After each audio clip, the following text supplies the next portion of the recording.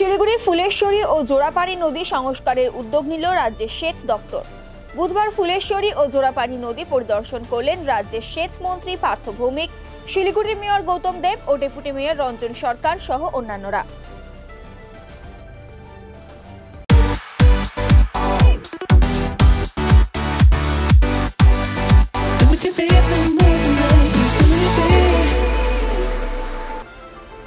এদিন সকালে প্রথমে শিলিগুড়ি পুর নিগমের 36 এবং 37 নম্বর ওয়ার্ডের ঘোগমালির জোড়াপানি নদী পরিদর্শন করেন সেচ মন্ত্রী।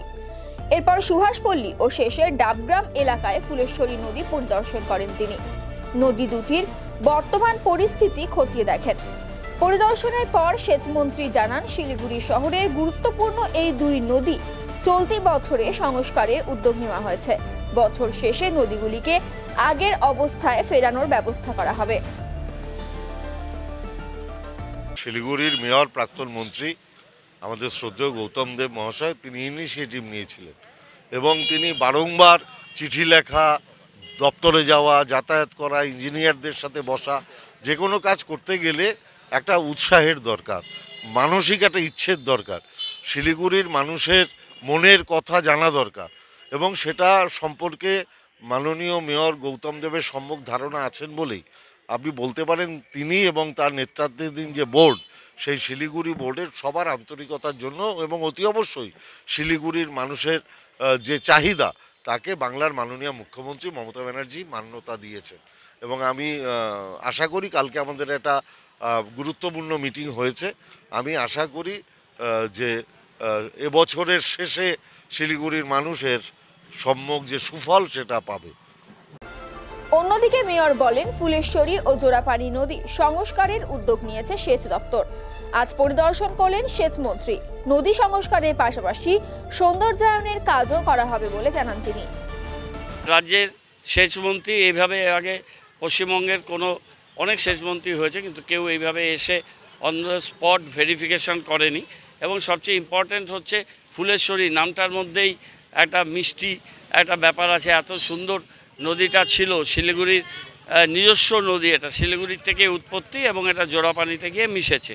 সেই নদীর দুধার দখল হতে হতে নদী খুব বিষণ্ণ ছিল, মানুষের খুব প্রবলেম হচ্ছিল এবং নদী যদি না বাঁচে শহর বাঁচবে না।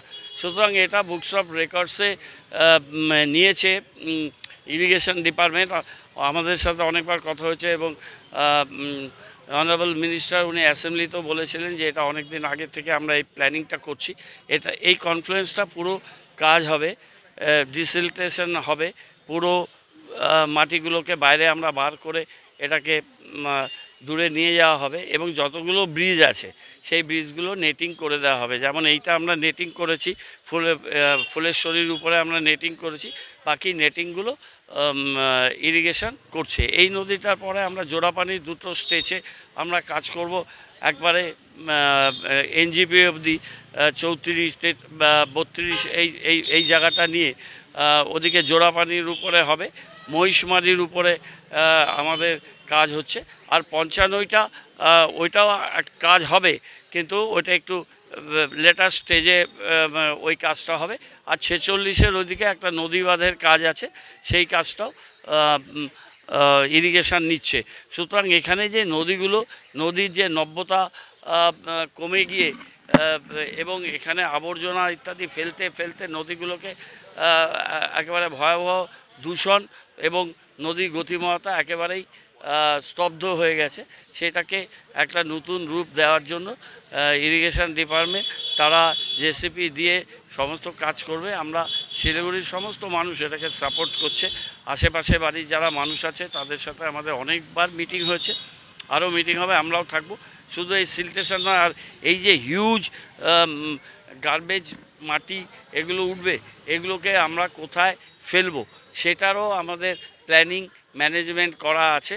আমরা নিচু জায়গাগুলোতে, যেগুলো একটু জলা জায়গা, যেখানটায় এটা ফেললে সেই জায়গাতে গভর্নমেন্টের দিক থেকে এটা একটা বড় দিক হবে। আমরা রিভার ফর বিউটিফিকেশান মহানন্দা তীর ধরে করেছি।